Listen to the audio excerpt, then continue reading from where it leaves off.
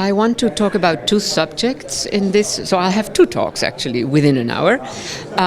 One has to do with the massive rise in the buying of property. Minimum price is 5 million, but it can be in the billions.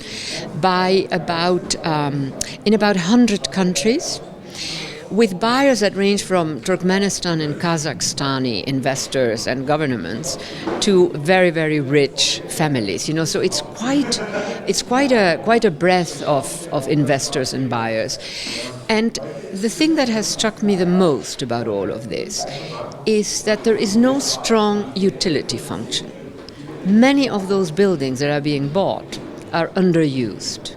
So it's not the need to own a building in London, in Paris, in Miami, wherever. It is more the notion of it's a good investment.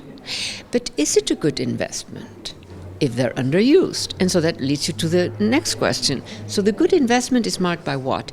And I think, this is my hypothesis, that what we're seeing is the buying of urban land. How do you buy urban land? The easiest way is to buy a building on top of it. Because once you actually want to buy urban land, you enter into very different types of legal regimes. They're often very old laws, very complicated and very difficult to buy. So that is sort of the hypothesis, and I want to develop it a bit in this presentation. Neither can one say that there is a need for more floor area, either for whether it is for business purposes or for residential purposes. A lot of the very chic towers that have been built, say in Manhattan, in London, especially in those two places, are absolutely like 20% occupation. Something else is happening, in other words.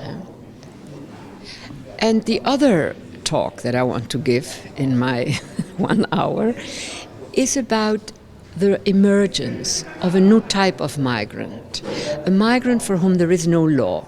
Let us remember we have national law, which is often very bad law, but still it exists, for immigration. Most countries have some version of an immigration law.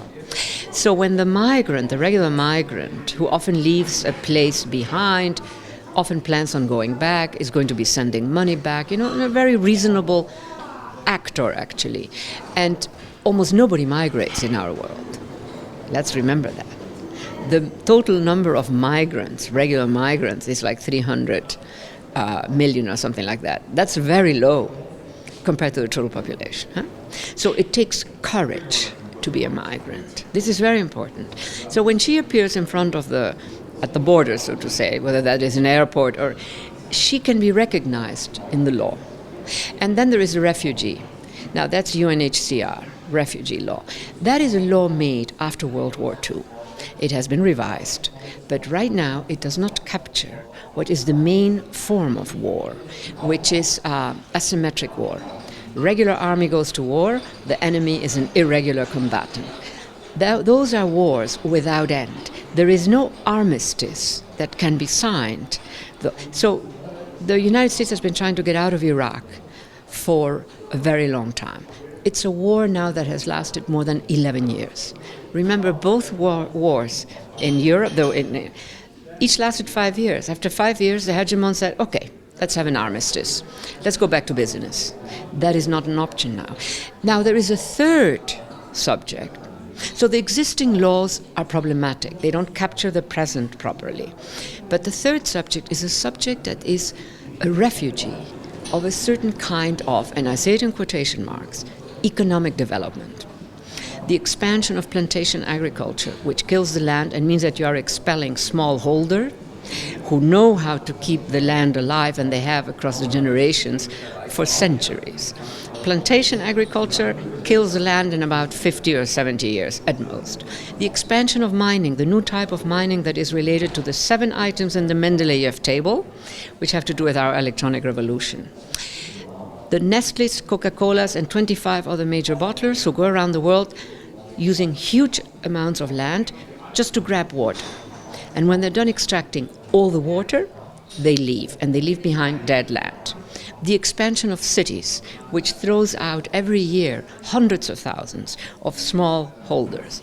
Put it all together, and we have a third subject, migrating subject, who is a refugee of these modes of economic development. And when she appears at our borders, she's invisible to the law. Because we don't, in the GDP per capita measures of those countries, when you replace lots of small farms with a big plantation, the GDP per capita grows.